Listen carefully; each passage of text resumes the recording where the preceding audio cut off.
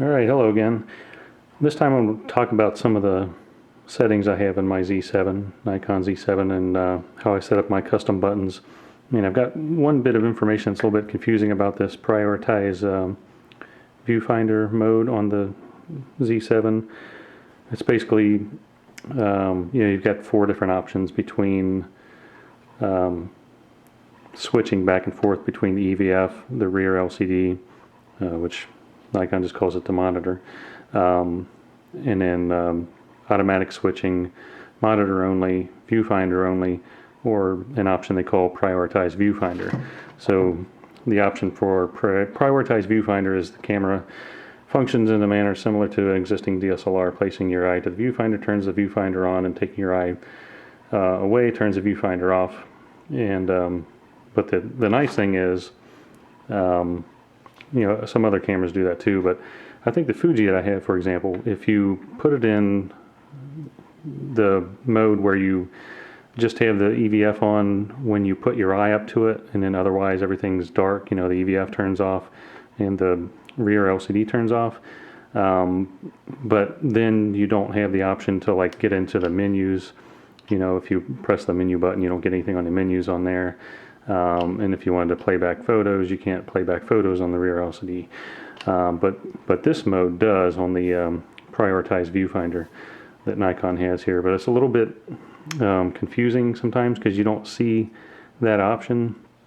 So what I had to do, I opened up a ticket with Nikon, was asking them about it, and eventually I realized it is getting into that mode, but I didn't think it was because it wasn't showing up on the back of the screen showing me that it was in that mode. But if you look at the menus, there's 4 options in the setup menu for limit monitor mode selection.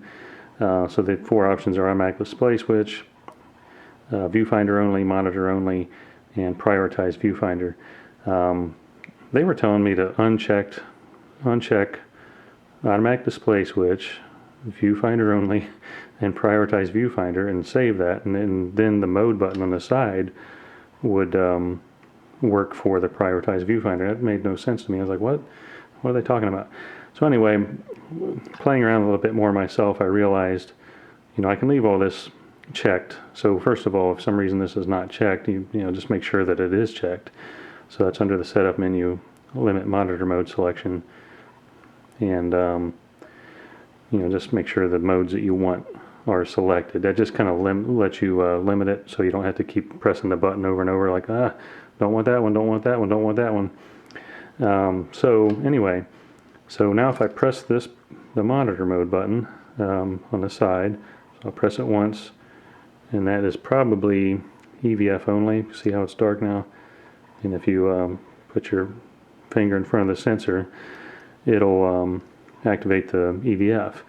And then the way that you can tell that it's EVF only, even without looking through the screen, the viewfinder, to see that it went into that mode, because it doesn't tell you on the back of the screen that it went into that mode. It only tells you in the viewfinder.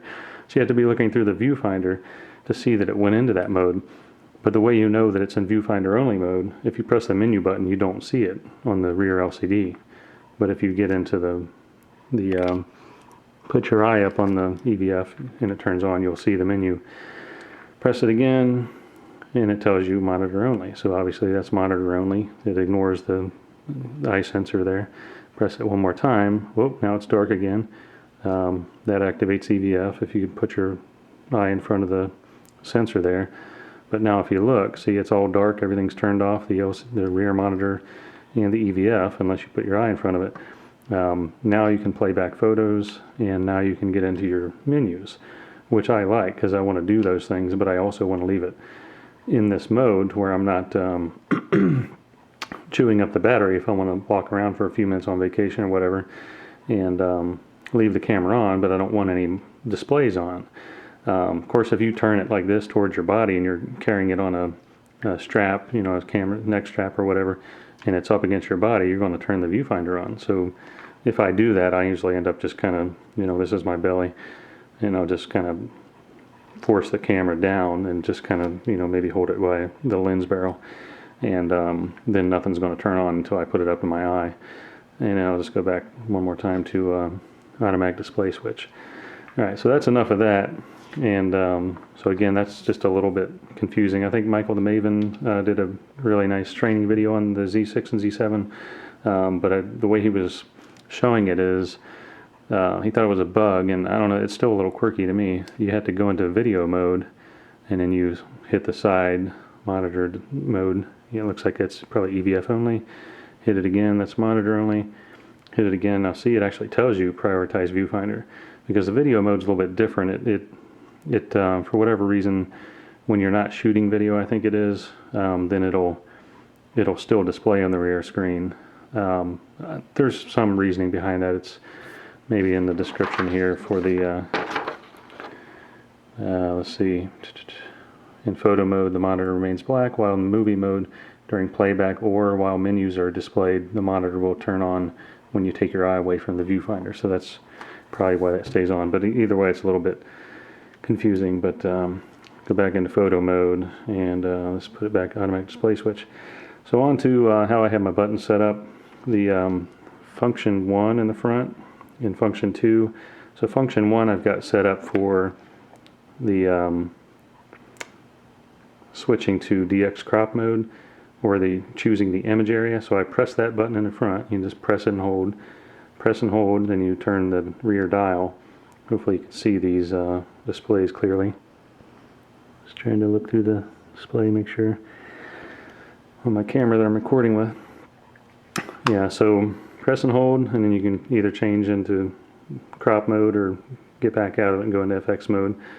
So, I mean, even when you're in crop mode with this camera, 45.7 megapixels, you still end up with like a 25 megapixel image. So I just use that as a quick way to turn my 24 to 70 into 24 to 105. And the function 2 I have set for spot metering. So I don't have to get into the metering modes at all. The only thing I would ever use is either matrix metering or a spot metering. So I can just hold down function 2. You see it changing there. Press, release, press, release. See it getting darker and lighter. So I might use that if I'm on vacation, for example, and there's maybe I'm at some kind of a show and there's spotlights up on the actors or whatever, and just press spot spot metering temporarily and take a shot. But there's also the highlight priority metering that might end up working out better for me. But for now, that's what I have on there. The OK button in the center, I think that's the default where when you're viewing a photo, you can press OK and zoom into 100%. But you can also, on the rear LCD, when you're looking at a picture, double tap and zoom into 100%. Double tap again and get back out to the full image. And of course, you can pinch to zoom and so on. And you can also use the plus and minus. Sorry if I'm not getting it in the screen there all the time. You can zoom in using the plus and minus. So you've got multiple ways to zoom in on the picture, but the most common way that people just want to use it to quickly look at a picture right after you take it, just press the OK button. And again, I think that's the default. So it zooms into 100%, press it again, it gets back out of it.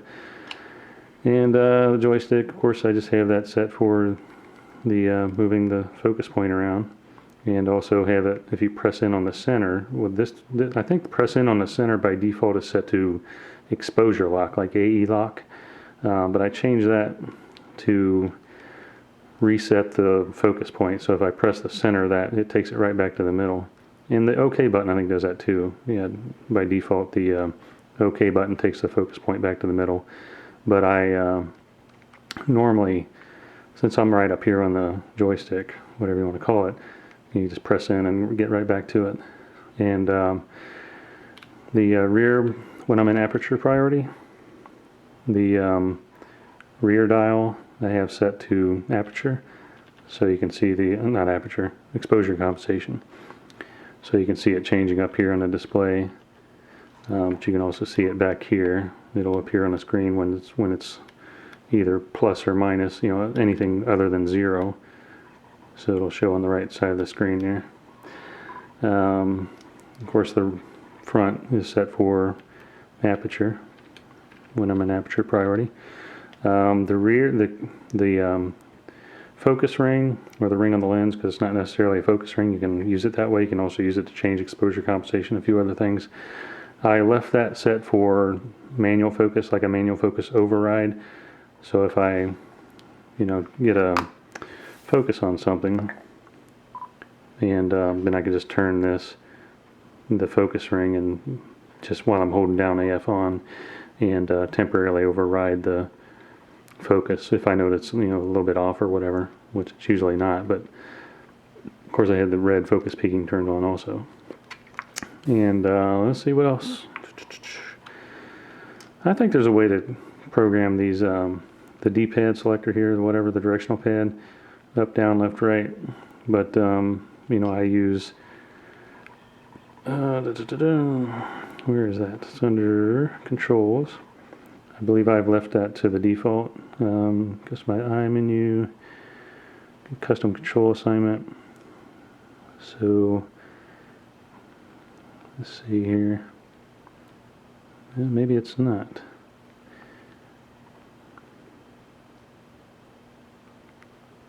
Well, I think this is only, I could be wrong, you can correct me if I'm wrong, but I think the D-pad here is only for changing the focus, but that's how I have mine set up. That's just hard set as the release mode. And as far as my I menu goes, of course this is all customizable, you can change all these. I've got mine set to, one little annoying thing, if you press the I menu, I'd like to be able to switch around using the joystick, just like to, sorry if I keep getting out of center here. I'd like to be able to use the joystick, but it doesn't work that way. You have to press the I menu and then you use the little directional pad, or of course you can just touch it. So I've got mine set for ISO, flash compensation, Bluetooth connection, the white balance area, AF area mode, focus mode, vibration reduction, which is your IBIS, the IS, and the Wi-Fi connection. So I wanted to have the Bluetooth and the Wi-Fi easy access. I leave the Bluetooth on all the time, makes it easier to connect with the SnapBridge app to force it to turn on the Wi-Fi, and also force it to connect to my phone, even if my phone is connected to my home Wi-Fi. For example, if I'm within range of my home Wi-Fi or some other Wi-Fi access point I'd be near and active with on my phone anyway. Let's see, electronic front curtain first curtain shutter, it should be called, I think, but they call it front curtain shutter. Yeah, I've got that there. Go ahead and turn that off because I usually don't leave it on. And then the image quality. So that's on my I menu. The thing about the I menu is, you see what's on here now, and I didn't realize it, and it's nice, and all of your other buttons that you can customize too are different in the video mode. So now I've got all these other different, I haven't changed any of these, but I probably need to. So you can have a bunch of video-centric, or things you would change, type of options, video-centric options on your I menu in video mode versus, what you would have in photo mode. So you can actually set those up different. And, like I said, all these other custom buttons, like the way the joystick works, and the front function buttons, FN1, FN2, that sort of thing. And the only other thing, my U1, U2, and U3, the only thing I've really done there is I leave all the settings I have that I normally have when I'm just in the aperture priority, but I have it U1 and U2 and U3 set, the same settings, but aperture priority also in all these, U1, 2, 3. But U1 is kind of like my tripod mode, so it's ISO 64, auto ISO is turned off, vibration reduction is turned off, and I think that's it. And then U2 is just same thing, but auto ISO is turned on, VR is turned on, and auto ISO, the max limit is set to I think 1600. And then I think I have the U3 set to max out at 6400, so I can just quickly change. Like if I know I'm going to put it on tripod for a long exposure, which I don't really do too often, I just flip it over to U1 rather than turn all that other stuff off manually. And if I knew I want to keep it in aperture priority and have an ISO limit of 1600, I'll just switch to U2 and even higher U3, because I normally only have my auto ISO set for probably 800. We'll have it set higher than you need to if you don't really need to. Well, I don't know what happened with my camera, but the XE3 just kind of stopped recording on me. I was just talking about the U3 and the max ISO that I use, which would probably be around 6400 on U3, and my max ISO that I normally use when I'm not in U1, 2, or 3, I think is 800. So yeah, and then shutter speed I normally might be around 1/30th for a minimum shutter speed. So anyway, that's it. I guess now I'll have to join these couple video clips together. I'm not sure why it stopped recording on me. Looks like actually it looks like I'm looking at the timer here. It's giving me about a 15-minute limit, so I just maybe went over the limit and it went into another clip, but then I don't know why that second clip that it created stopped. It stopped at like 20 seconds or so, and then I looked down at the screen and I'm like, well, crap, it's not recording anymore. Blame that on Fuji. I don't know what's going on with that, but anyway, and this is just a 1080p 60 frames per second, and I've got a SDXC card in there. It's like one of the best UHS 1 cards you can get, SD cards for the in an SD card. So I think it should have all been in one file, but and I thought my limit would have been maybe 30 minutes, but looks like it's got me down to 15 minutes anyway. So that hopefully you'll find some little nuggets in there that's somewhat useful, and I'll be back some other time. But anyway, love the camera, Nikon Z7. I saw the DP review came out, got a silver rating, 89, and everybody's 89 score. People were flipping out and going crazy and arguing back and forth like they usually do. But you know what, I'm just going to keep enjoying my camera and going out there and taking the pictures that I like to take, and especially on vacation. I mean, this is just, it's an outstanding camera. You know, the Fro Knows Photo guy, he did just posted his review, really long review, about 45 minutes the other day, and you should watch that. It's a really long review, and I think very fair. He points out a few things that could be better, but he shot all day and didn't have any trouble with focusing, and shot in low light and everything else, concert situation, portrait shoot and everything else. So yeah, I think people are just acting a little crazy about this camera sometimes. I'm not sure what's wrong with the internet and people. Anyway, find a camera you like and enjoy it and go out and shoot, and see you next time.